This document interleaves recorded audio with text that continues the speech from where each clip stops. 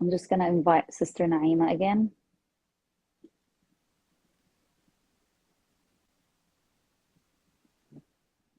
Sorry about that glitch. I've invited her.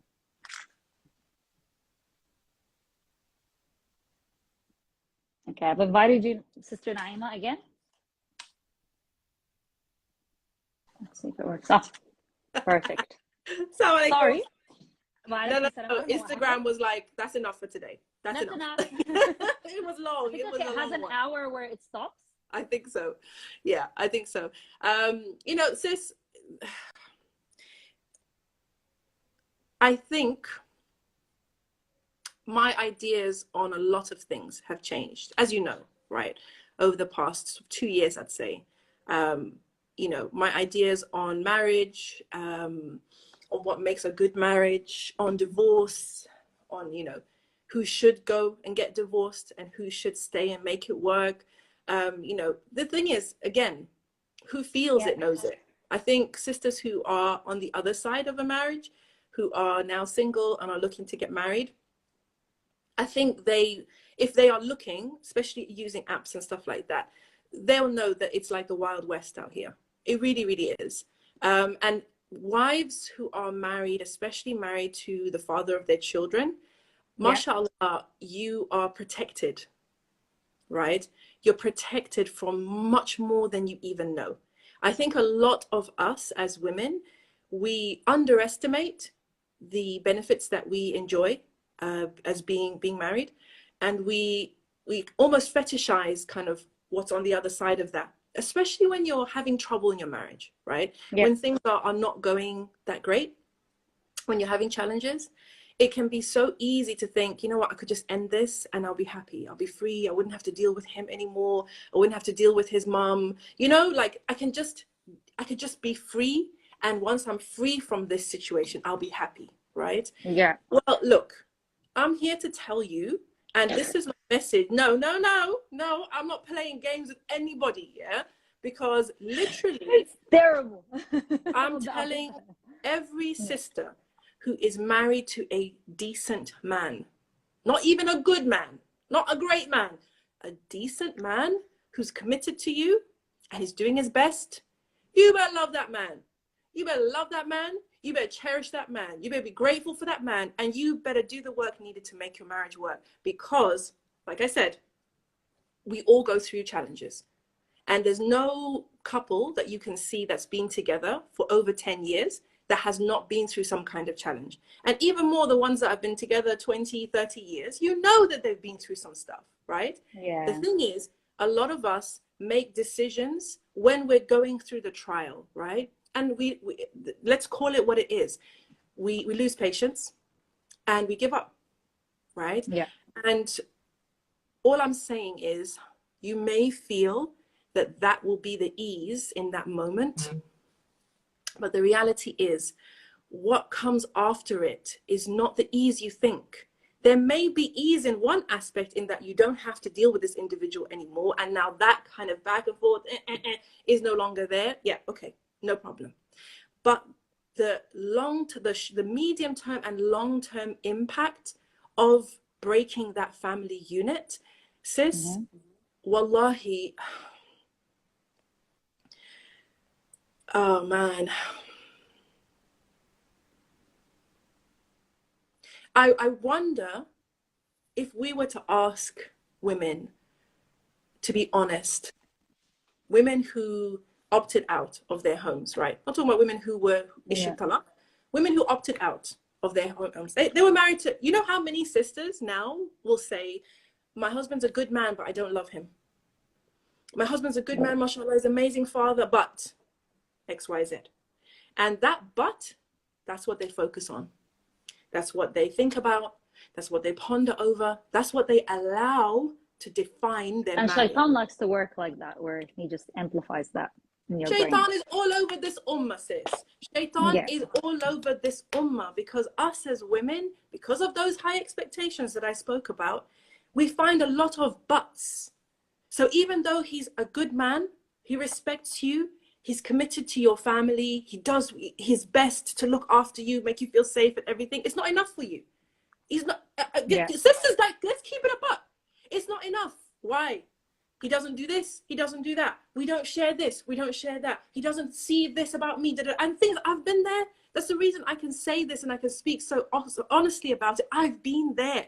I've been that ungrateful wife. That's the facts. You see, when the Prophet ﷺ gives us hadith about ungrateful wives, of course we get triggered and we don't want to hear it, and it's like, ugh.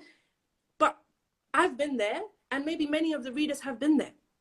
What is an ungrateful wife? An ungrateful wife is a one whose husband is doing all his things that he's supposed to do, but something happens. I've never seen any good from you. Yeah, You're not you forget this. everything. Forget everything. And he's not like that guy over there. He's not like that husband over there. He's not like the man of my dreams. And actually, he wasn't my type. And actually, I never thought my life was going to be like this. And actually, I thought I was going to be better than this. And I thought my life was going to be... Sis, it's all stuff that you made up in your head. Come on now. I've done all that, but I think I'm over it now, like that I'm 33. I'm glad Like then to you hear just this, sis. I'm very, look, very glad to hear I this. want to tell you something. I have a sister that was divorced, and now she's not anymore. She's married, alhamdulillah. I remember that she played the pivotal, because I feel like every relationship, like you said, you see, like with the time, like there's the 7 year itch. There's always the problems that you go through. So I'm like not revealing any secrets. I know like many friends and acquaintances that have gone through that. But I remember that sister gave me different perspective if and when I was going through a hardship, because she has that perspective. So I feel like it's really important to have friends and family members around you, that when you have a problem, I feel us women, we need to talk and we need to vent sometimes. So I feel it's really, really important, if you want to have like a healthy marriage, to have people around you as well who give you good advice, because and who don't like egg you on of like he's terrible, he's whatever. Because I feel like I remember you talked about these TikToks, but they're everywhere. Men are bad, they're not. He does this, he does that, like we point out the things that we hate. He doesn't clean, he doesn't do that, he doesn't do whatever. It's again this expectations, right? And not to say that I'm not out here saying that these men can't be annoying. Of course they can.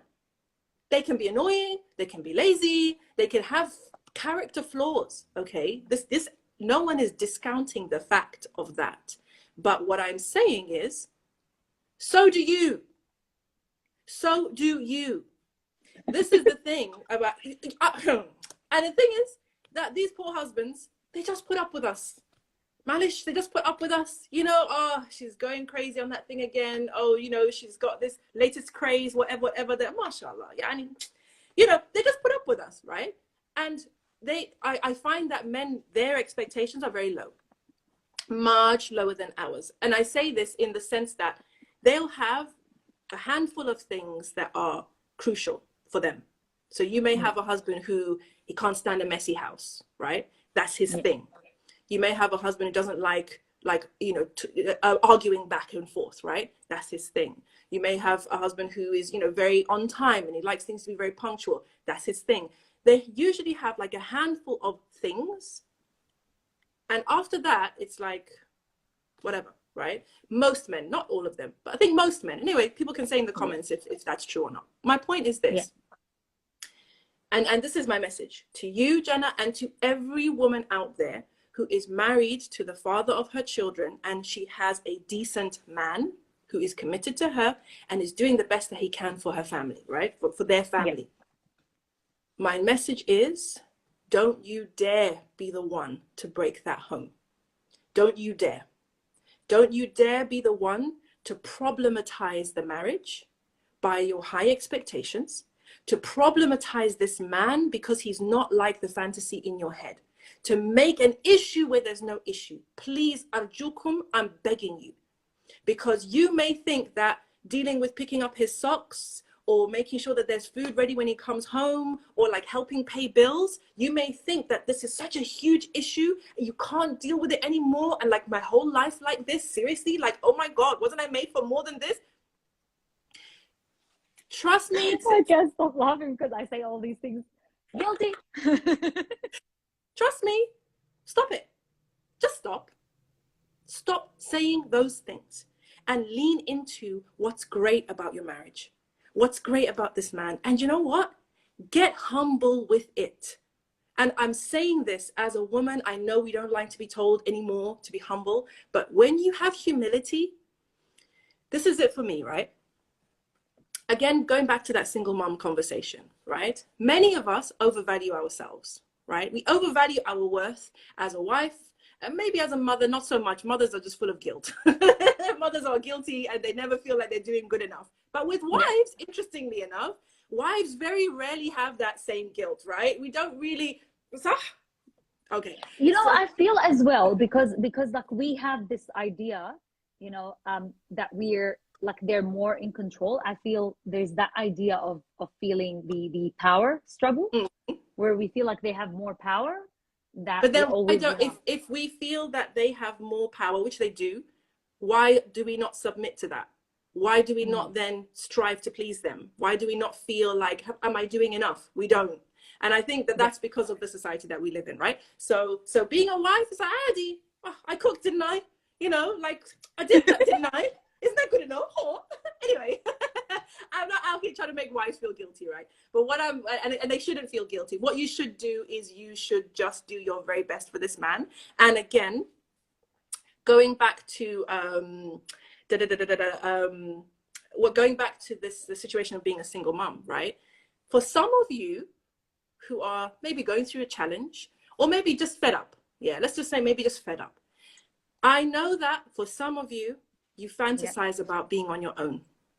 And you imagine him not being around anymore. And the vision in your head is, I'm free of him. I don't have to deal with X, Y, Z anymore. His mother, you know, his bad breath, whatever the case may be, right? I don't have to deal with him anymore. Now I can be happy. Now I can live my purpose. Now I can do what I wanted to do all along, X, Y, Z.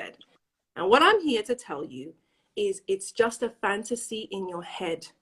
That's not the reality, okay? And chances are, and of course I can't say that this is the case for everyone, but chances are you are paying more attention to what's not right now than what is right. You're paying more attention to the price you're paying to be in the marriage than to what you're gaining from the marriage, right? Because a lot of sisters, they take their husbands for granted. They take it for granted. If you have, and this is, I'm going to say this just in one aspect. If you have a man, like I said, who treats you decently, meaning he doesn't abuse you, he doesn't do weird stuff, he's not crazy, he's just decent. He's just a normal person with you, right? And he's devoted to your family, he's committed, and he's doing his best to look after you, right? This is who we're talking about here. Yeah, because like someone just said, if he's cheating or abusive, of course we're not speaking always. We're not talking about the disclaimer. We're not talking about abusive relationships. We're not talking about anything to do like with cheating or, you know, he doesn't it's pray. Interesting, actually. We're not talking about that, but it's interesting. And again, we don't have data, so we are assuming a lot of things, right? Online, if you listen to people talking online, the impression that we get is that all these Muslim men are terrible husbands. They're terrible. Wahish. They're terrible, right?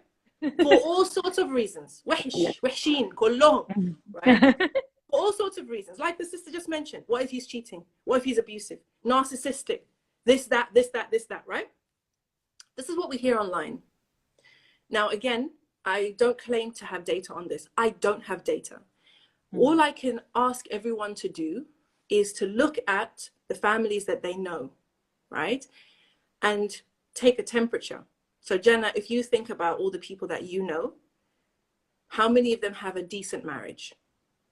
I don't know what your answer would be. In some communities, I'm sure it would be like, forget it, like none of them. Like I have a lot, alhamdulillah, like I have a lot of decent marriages that I know around me. So you have a lot of decent marriages. When I'm here in Egypt, I look at all my friends. They've all been married over 15 years, on their way to 20 years, mashallah. When I think about the families that I know, when I lived in England, 20 years marriage, 25 years, going on to 30 years marriage. Decent. Does that mean they don't have problems? Of course not. No. But are they decent, and are they performing the role that they're supposed to perform, which is to have a stable unit in which to raise the next generation? The answer is yes. Because right now, I'll be honest with you, the marriage conversation with Naima B. Robert, right? It's a YouTube series that's coming out next year. It launches on the weekend. And so I've got a chance to talk to lots of different people as part of season 1.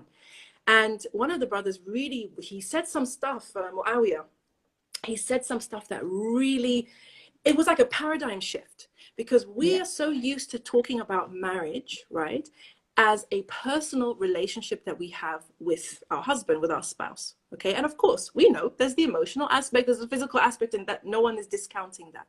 But what he said, and what I now am leaning into, is a marriage is more than just you guys' relationship. When you guys got married and you committed to bringing children into the world, this is now the institution. It is this legacy that the two of you are working to build. That is the most important thing. It's not you two adults and how you feel. It's this next generation.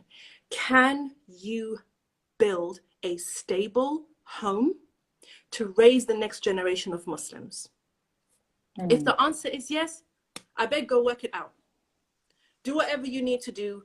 Go to therapy, get counseling, change yourself, make dua, make istighfar, ask him to forgive you, ask her to forgive you, whatever the case may be. But those children that are the flesh of your flesh and the blood of your blood, the two of you, that is your legacy. And the thing is, subhanAllah, I look at it this way, and again, directly to now, right? And for whatever reason, sorry, I think I got dropped. So as I said, I'm speaking directly to you, Jana, and to other sisters who are in the same position as you, who are married to the father of their children, and things are decent, are normal. And remember that our version of normal has been corrupted.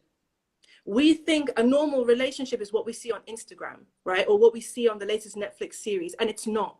It's got nothing to do with that, right? If you want to see normal relationships, let's try looking a generation or two ago at people who had a sense of duty and loyalty and responsibility, and were not in their feelings all the time.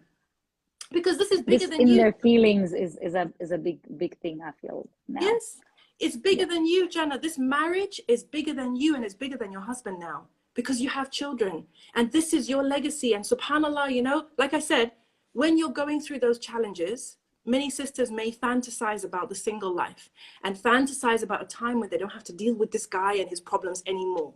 And what I'm saying is that image that you have is likely nothing to do with the reality, because you haven't taken into account all the other good things that are in your life because of this man that you will lose when he is no longer in your life, right? And so that's why so many sisters, they get a divorce, and the first year they're like, I don't want to get married again. I don't want a man. No, I don't. No way, no way. Because they're traumatized, right? In their head, they were just traumatized by that experience. I could never. Unfortunately, the way that Allah subhanahu wa ta'ala has created us, we start to crave companionship. And physically, there is a big issue there as well, right? And it's exhausting being a single parent. It is exhausting to be the only adult. It is exhausting as well, like to not be able to go at night, like, you know, and you know, have someone to share the problems with it as well. So like we have to appreciate that as well. 100%, sis, 100%. It's all the responsibility is on you. The kids need you to be at 100%, and you know, it's tough. That's why single moms, you know, in general, we don't like to talk badly about them, because we know how tough it is, right? We know how tough it is. So you know, and like I said, I've been there, so I know it's very, very tough. Especially if financially you have sole responsibility, it's tough, right? Yeah. Of course, you weren't thinking about this when you were in the marriage, because in the marriage you were obsessed with the idea that he's not the one for you, that it's not right, that he needs to do more X, Y, Z, that I need to have more of this. That's what you were obsessed with then. Now you're on the other side. You've broken the home, right? You've breached this bond that you guys had. Khalas, you can't go back for whatever reason. Now you're in this situation, and a year later you're thinking, you know what, I need to find someone. Now you're on the apps. Okay. Now you're on the apps and you realize, oh my God, this is trash. This is a trashy place to be. This whole process of getting to know people, and you know, and it doesn't work out, and then he says no for whatever reason, or he's a weirdo, and this and that and that. And trust me, I'm telling you this, Jana, because you don't know, mashallah, because you're a wife and you're married and it's not your business, right? But for all of you wives out there who think that there's better out there, sadly, I'm here to tell you that it could be that you're fantasizing about a life that really is not a reality. And people who are on the other side of the marriage, their lives, our lives can be very, very difficult and very tumultuous. And it impacts us and it impacts the kids. So all I'm saying is, mind your marriage, guard your marriage with your life, okay? Don't throw it away. And again, you know, so sisters are divorcing. What's this? I couldn't see the thing. Anyway, somebody made it. So sisters are divorcing good men and then finding they have to settle for someone way worse. The thing is that how, you know, yeah, exactly. And this whole situation, I mean, if I hear, and the thing is, Jana, the problem is for me, I feel like a hypocrite because I've said this. He was a good man, but just not for me. And subhanAllah, let me tell you this, I haven't shared this publicly before. Jana gets all the tea. Jana gets all the tea. And I'm going to make a video about this, inshallah. But I remember when I was looking, I met a brother on one of these apps, and we had our first phone conversation. And he asked, you know, the usual question, which is, you know, why didn't it work out with your ex? Now, the thing is that my ex didn't do anything wrong, right? So I just said, mashallah, he was a good man. He loved my kids. My kids see him as a father figure, but he just wasn't the person for me. And the brother said, so you mean to tell me that this brother married you and took on your kids and was like a dad to them? I said, yeah. He was like, astaghfirullah, sis. Astaghfirullah, sis. I was like, excuse me, what? And he said, you shouldn't have done that, sis. You shouldn't have done that. Now, of course, I was beyond offended, right? Because how very dare you, who I don't even know, right, tell me that I should not have done X, Y, and Z, right? So at the time, of course, I was like, grr. But I understand what he was saying. Because actually, to find a man who loves you and takes on your kids and actually loves them, you know, that's not, it's from Allah, really. It's not something that you can force or fake, right? To have that and then to be so in your feelings that you walk away and you don't even try. I don't know whether Allah will ask me and question me about that, you know? And the thing is, even if it was okay in the sight of Allah, I can tell you honestly, even though I was happier outside the marriage, the price that was paid by everybody else, I can never repay them. I can't make it up to them. I can't make it up to my kids. I can't make it up to his kids. I can't make it up to him. I can't make it up to my dad, who lost a son-in-law. I can't make it up to, you know, our families and the whole ecosystem that was built around this family. I can't make it up to them. I'm not saying this to you because I have no ego in the game. If people want to call me a hypocrite, it's fine. If people want to flame me and say, oh, she's telling sisters not to do X, Y, Z, but she did it herself. The reason I'm saying this is because I see the error of my ways, and I would rather you hear it from me. And if you lose respect for me, qadr Allah ma shafa'al, but at least you've heard it, because this is not something that you hear people talking about. You hear people saying, I divorced him and then I was free and then I was happy and then, you know, like life was so much better and, you know, here I am, I'm rising from the ashes like a phoenix and all of this stuff. And the thing is, it may be true for you as an individual, but likelihood of it being the true for your children and true for his children and true for him, it's not usually like that. It's not that pretty. That's all I'm saying. SubhanAllah, I can't believe you said that actually. That yeah, I feel like it's really important that we take the ego out of things. If we take the ego out of things, we can see things clearly. It's always Inshallah, our and put Allah first, you know, put Allah first and put akhirah first. You know, yeah, we're so, unfortunately, we're so like consumed by this dunya and happiness in this dunya, right? We're so consumed by that that it clouds our judgment, you know, and it makes it difficult for us to see things the way they truly are. yeah. Instead, we have this kind of fantasy in our minds and we get obsessed with that fantasy and we start to make decisions from that place. But, you know, One brother, I think his name is Qari Muhammad, he said women have every right to be with the right person in her right. It is her right in Islam. We're what? not talking What? like of, What does of that course mean? we like basically we have the right to be with the person we think is right for us. Yes, that's true. But I know, like, you know what you say, you break the marriage and the kids. One, I think, Sheikha gave me that advice once, and it just is stuck in my head that every time a marriage is broken in Islam, Shaitan is celebrating Oh, yeah.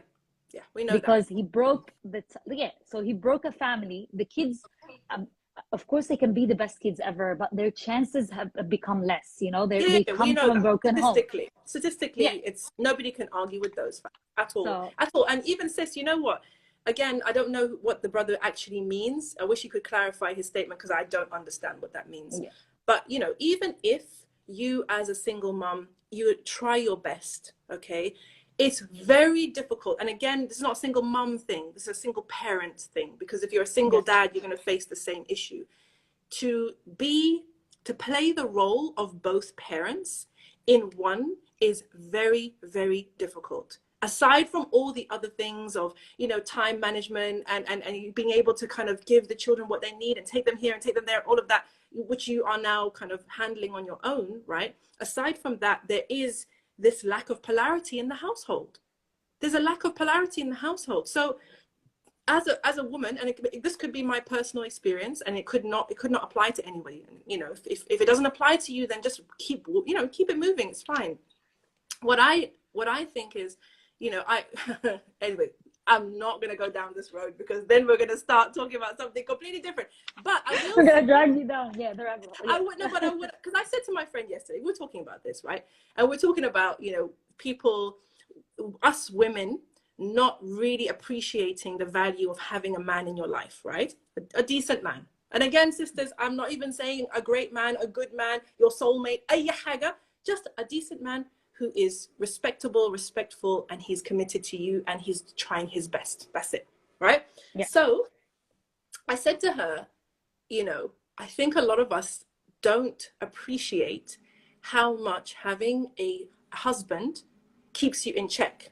She was like, what do you mean keep you in check? What are you talking about? So I said, okay, here in Egypt, we have like a trend of women in their late 30s asking for a divorce, getting a divorce, and then just going wild, right? Take off the hijab, they're in the club, you know, they're just like living their best life, right? Yeah. Now, the story that is told is, you see, that's who she really was. That's who she really wanted to be. MashaAllah, now she can be happy and be free and be herself. When she was married to him, he was controlling her. You know, he Yeah. didn't let her be herself. He didn't let her be free. So that story paints her as the hero in the narrative, right? And it paints her on the other side of the divorce as the happily ever after. But my Yeah. question to my friend was, in the eyes of Allah, was she better off with that husband who kept her in check, or without the husband, wild and free in the society? In which state is she more pleasing to Allah from the outside? Yeah. So I said to her, if you wanted to leave the house in a pair of tight jeans, would your husband be cool with that? She says no. So he's keeping you in check. If if you ordered McDonald's every day for 2 weeks, would your husband have something to say about that? She said, yeah, he would. I said, it's keeping you in check. And then she kind of understood what I was saying, you know, and she Yeah. was like, okay, I get it. You know, it's a checks and balances system, right? Where we're not perfect. We're not perfect. Okay. Not only So are we not perfect, a lot of sisters are saying, please tell us what to do. Tell single moms what to do. First, I just want to do a disclaimer. I'm saying a secret word every now and again. If you figured out what the secret word is, DM Al Majlis podcast. DM us and tell us what the secret word is. And there's going to be a winner of the VIP ticket for Naima's event. So if you hear a word that I repeat like that is going to be like inserted in the conversation, tell me if you figure out what the secret word is. I better start listening for this word. Guys, don't forget to claim your free tickets to the Secrets of Successful Wives conference starting on Friday, inshallah. Link is in my bio. So yeah, like basically like a lot of the sisters are saying like is there going to be a solution when you're actually Yes. doing this conference? Oh yes, definitely, inshallah. I mean, there's going to be so many gems, I think, dropped, by all the speakers in all the different arenas. But what I would say, if we're going back to our initial conversation about single moms, like what's the solution? Like I said, it's about making yourself the best option that you can, right? Making yourself, in terms of what you bring to the table, bring the very best that you can to the table. Okay, so yes, I have these responsibilities. I have this situation, which, as we talked about before, is less than ideal. However, on the flip side, this is who I am and this is what I will bring to the marriage, right? And if you can, at least, sisters, stop saying things like, I don't cook, I don't like cleaning, right? I don't want to do this and I don't want to do that. You would be shocked at how many sisters will say, I've been married twice, I've got 4 children, I'm looking for a man who will be a provider, but I don't cook and I don't clean, and I have it turns out that she's got like how many thousands in debt and all of this stuff, right? But she expects to get the best quality guy. And I'm like, sis, what are you doing? Like, why is a man getting Is this married? real? Yes, no, this is real. This is 100% real. So these sisters who, and again, this is anecdotal, right? So if it doesn't apply to you, no problem. But these are true stories. So true story. Sister's been married once or twice. I think she had like 3 children. She was in a lot of debt, but she kept pushing on this point of my husband should fulfill his Islamic obligations. Code word, I need you to come and pay my bills, brother. Okay, Sugar so daddy to come pay my bills. What is that? What is listen, that? no problem. TikTok? Because people will say, well, that's her right, Islamically, right? For him to pay her bills. No problem. Demand what you like. However, if you also do not wear hijab, smoke weed occasionally, swear like a sailor, right? And have no housewifey skills at all, what on earth makes you think that you get to demand the Islamic rights that you're expecting? Do you see what I'm saying? Can you see why that sister is not doing herself any favors? Because she's actually putting out that I'm not wife material. So if you are a single mom, please, sis, do the work on your life that can make your life as stable as possible, and your children as stable as possible. And then you yourself try to be as stable as possible. So if you've got trauma from your marriage, please get help, okay? Get therapy, have counseling, move on from that chapter, and then understand what it is to be a wife and to be wife material in terms of the skills and in terms of the characteristics. Come to the conference because we're going to be talking about that. But really, because the thing is, for most people, if you are agreeable and reasonable and he's attracted to you, he'll take into account those other things, and if you can manage them, it's a yes.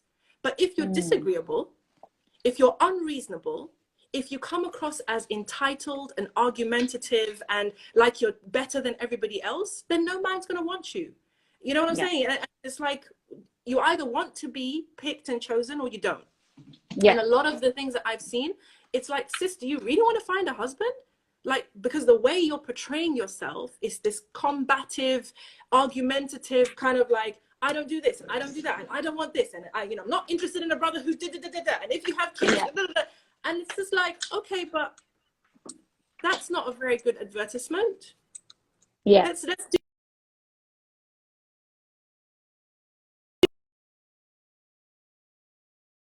it, inshallah. I think that's what I would say. Yeah. Yeah.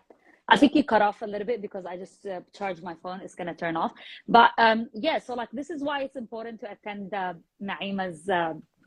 He's gonna speak all about hubbies, wives, single moms, and all the good details are there on the 3-day live event. Listen, guys, there's only one panel on single mums, okay? It's on the Sunday, I believe, but go to the website so you can see all the other topics and all the other speakers, inshallah, because they will be, I think, something for everyone. And I think that this is an ongoing conversation. You know, the whole issue of single mums is not going to be solved in 1 or 2 podcasts. You know, it's a work in progress. I think my main message is, sisters, we need to be realistic. There's nothing wrong with being realistic. Being realistic doesn't have to make you feel bad. It should just ground you in reality. That's it. And then you make decisions from a place of realism rather than idealism, right? Where you're in the real world and you're kind of aware of how things work, rather than in fantasy land thinking, I should have this and I should have that and I should have this. Because remember what I said, it's the gap between the expectations and the reality. That's where the unhappiness is. You know what I mean? So many of us want so many things from our spouse. And sometimes it's too much. Bottom line, it's too much. And we need to lower, and again, even lowering expectations is almost like triggering for people because you know, I need to settle. Yes. Settle for a good man. Settle for a decent relationship. Settle for a stable home. It's okay to settle. That is called being an adult, being mature, being realistic, being practical, having a Jannah focus. This dunya is not Jannah. You're not going to have all the fairy tale romance in this life. And even if you have it, it never lasts because that's not real. It's Hollywood. It's Disney. Yeah. So not to say that in your marriage, there will not be times of joy. There will not be times of happiness, but to expect joy and happiness and connection 24/7 for 15 years. Come on. Yeah. This is an unrealistic expectation. It's hurting us. Yes, and I feel like, you know, with the whole idea, women can do anything. We don't need a man. It's always like, it's whether we like it or not, it's all around us, and we really need to get out of that mentality because it will help us to. You can do it all, sis, but you will burn out because Allah didn't. No. You can do it all, but you will burn out. This is the reality that they don't tell you on the other side of it. No one is saying sisters are not capable. We know that sisters are capable, right? But does any sister actually voluntarily say, I'm going to do it all? I want to be everything. The man, the woman, the husband, the wife, the father, the mother. No, because we know that that's unrealistic expectation of ourselves, right? So yes, you're capable of making money. You're capable of holding down a job. You're capable of raising your kids on your own. You're capable of paying bills. You're capable of doing all of these things. But trust me, there's a price to pay for that. And you will never be able, you know, do you understand? Like you can't give 100% to everything. There's no way. So even, mashallah, you know, sisters who work outside the home, right? Some people work, it's a necessity. Some people work because they want to have a certain lifestyle. You know, people make different decisions, or because they studied for this and they want to have that career, whatever. Yeah. The way the world works, there's a price to pay. Yeah. Just be aware of that.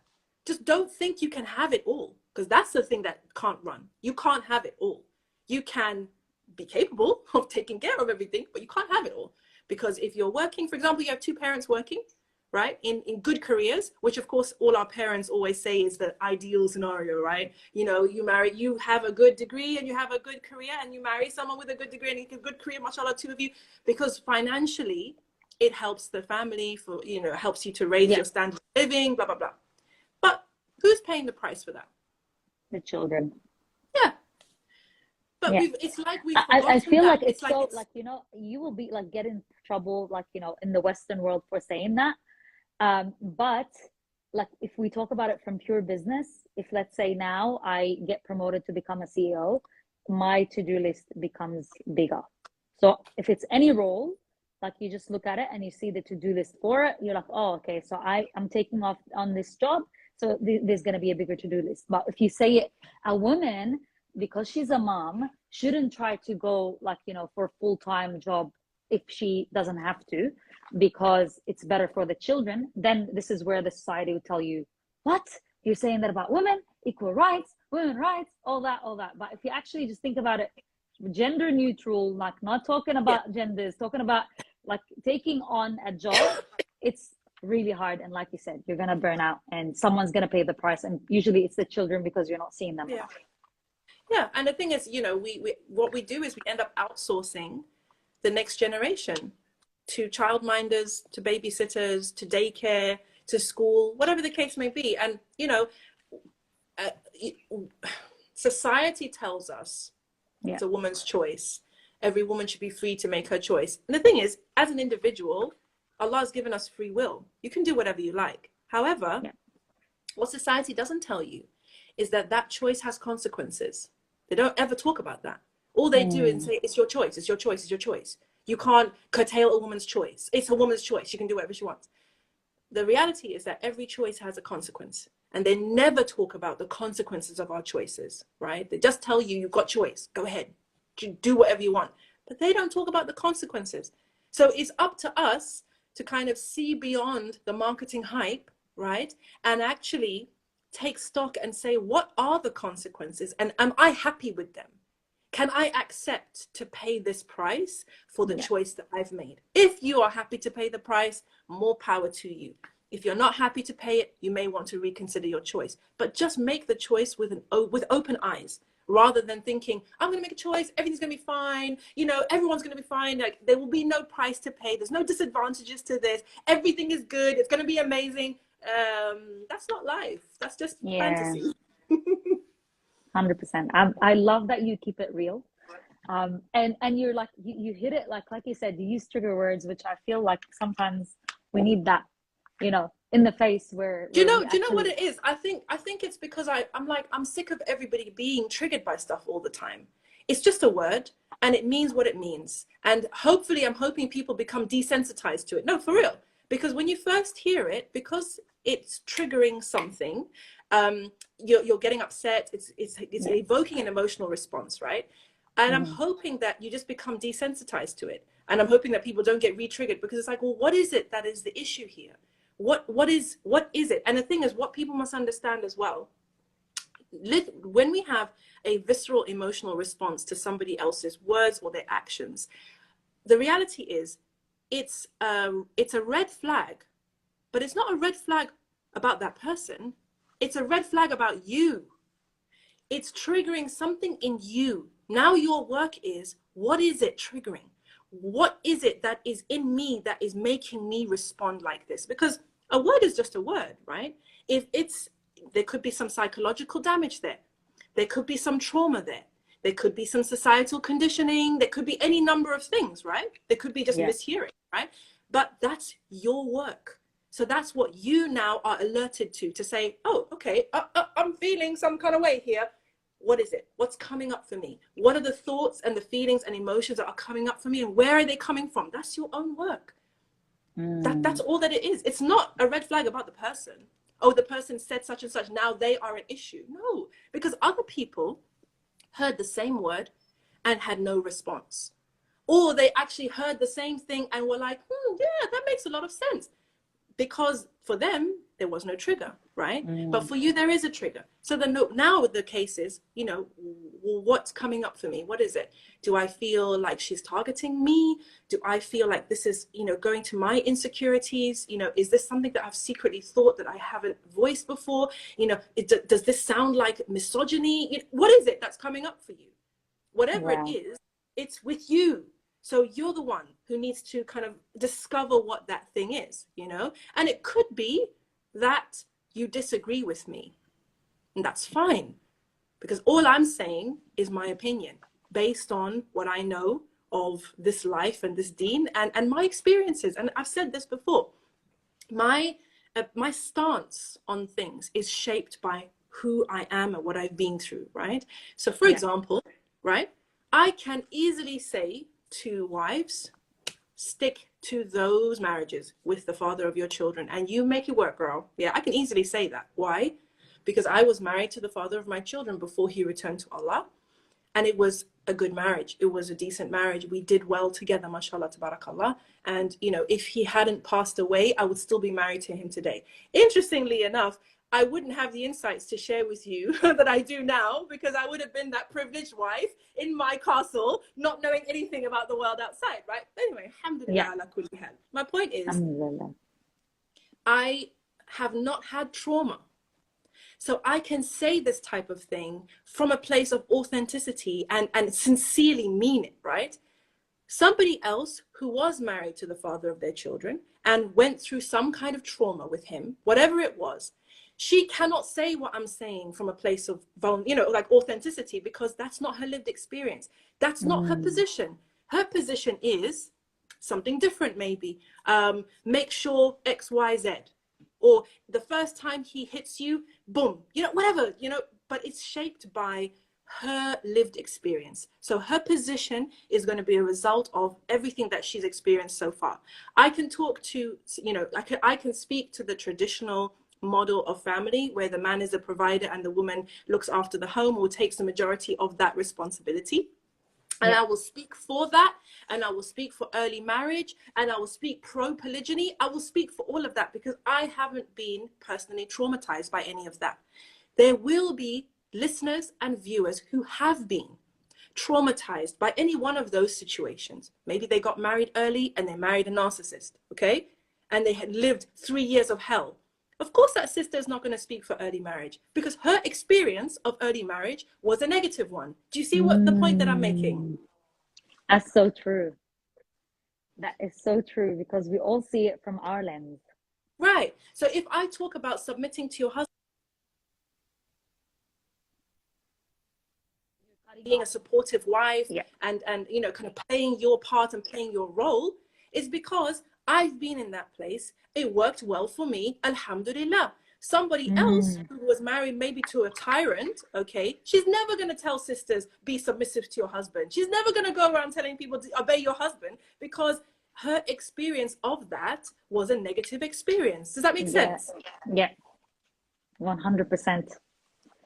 Wow, that's enlightening actually. Yeah, because I feel like now when you had that video before on YouTube and you had like, now your opinion has changed because you went through experiences and you learned that it's not the way, and you've seen it through your acquaintances and like experiences around you. So subhanallah, yeah, that's so true. But yeah, this is not absolute. So basically what this I don't know if I call it conference or event, is not going to be like absolute. It's going to just try to give people, you know, solutions for normal, regular marriages that are not, you know, the abusive, the narcissist, whatever. The average problems that we're all going through, which I feel like they're not average because we tend to make them huge in our brain. I agree with you, and I think we might die, sis. I think we should wrap up because I think my battery might die, and also we've given these people far too much. My battery died and I just connected the charger. I know. I'm finding the conversation really interesting myself. So subhanallah, I mean, it is. I think, Allahu Alam, like I said, we don't have data, right? We don't have data. But I would like to think that the majority of marriages are average. Just average. Oh, someone says the secret word is basically, because I'm always saying basically. I'm not the one saying the secret word. I don't even know what the secret word is, but that's a good guess. But I would like to think that the majority of marriages are average because most of us are average, right? Most of us are not psychopaths. We're not sociopaths. We're not narcissists. We're not violent abusers. We're not, you know, disrespectful, out of control or anything, right? Majority of us, I think, are quite average. We're just normal, right? So I like to think anyway. And maybe an exercise that everybody can do just for fun is look at the marriages around you that you know, right? And take the temperature. You know, in your case, Jana, you said that you have a lot of decent marriages around you. I also have a lot of decent marriages around me. And maybe we may find that when we look around, we'll see, okay, they have problems, but if they're working on it and it's working, you know? And if that's the case, then we need to be very careful of the stories that tell us that Muslim marriages are like wrecked, right? And Yeah. that every man is a narcissistic abuser, every woman is an evil woman plotting to take her husband's kids away, and you know, like these horror stories that we Yes. hear, right? Yeah. We need to normalize normal, and know that normal is perfectly okay. In fact, normal is great. Yeah, normal is great. Okay, average is great. Average. Average. Yes, average is great. But yeah, I feel like you spoke about that as well in my episode. If you guys haven't watched the episode with Sister Naima, you have to. It's a must watch. It's one of my favorite episodes. And inshallah, go check out. Like, I'm gonna put a link down in the description of your event, inshallah, and check it out. And you can like, you still have time to actually register. There's already 6,000 people, mashallah. I'm just thinking how these people they're gonna be online. It's gonna be a big event. Yeah, And it's going to be on YouTube. Yeah. so may Allah bless your journey, and inshallah, a lot of sisters will benefit from it, and we'll meet again. I definitely want to continue this conversation. I think we have to have a part 2, part 3, part 4. Maybe you need to come up to my podcast, inshallah. But yes, thank you so much for I'm going to appreciate you for taking the time to do this, and also for bringing the hard questions, you know, because I know you and I both know that I said some things a while back, I said some things recently, and people have been like, oh, Sister Naima, she said this, she said that, she said this. And so, you know, I think it was brave of you to just say to me, I'm going to ask you those tough questions. And, you know, if I made sense, alhamdulillah. If I didn't make sense, may Allah forgive me, you know, because my goal is really, and has been, just for people to get grounded in reality again, and for us not to sell each other stories, right, that are not helpful. Because some stories, I hope, I don't even know whether, let me just see if I can plug this in. Hold on a second. Yeah, because I feel like it's going to die, and my phone is going to die too. Let me just move the phone that way. Sorry, guys, if it's too shaky. Whoops. Yep, it's going to shake. All right. I hope that if you get cut off, guys, then you know what's going on. Can you see the rumble that I'm doing, because I'm trying to connect my phone? I'm like literally doing yeah. It's okay. We'll finish up, inshallah. Inshallah, yeah. I'm just plugging my phone so that it doesn't die, because if my phone dies, the live goes. Yeah. Oh, no, sis. Do you know what? That happened to me before. Let's not risk it. Let's thank everybody for watching. Tell everybody to go to the link in my bio to book their ticket, and let's close it, because if it doesn't save, it's going to be a disaster. Let's finish it now, sis. All right, yeah. Assalamu alaikum. Yeah. No, I actually connected it, but man, it's like really, really hard. So yeah, jazakallah khair for joining us, and inshallah, I'll put all the link. And please, guys, DM me for the what's it called? For the secret word, so I can give you the VIP ticket, inshallah. Yes, and make sure that you all claim your free tickets. Assalamu alaikum. Alaikum salam. See ya.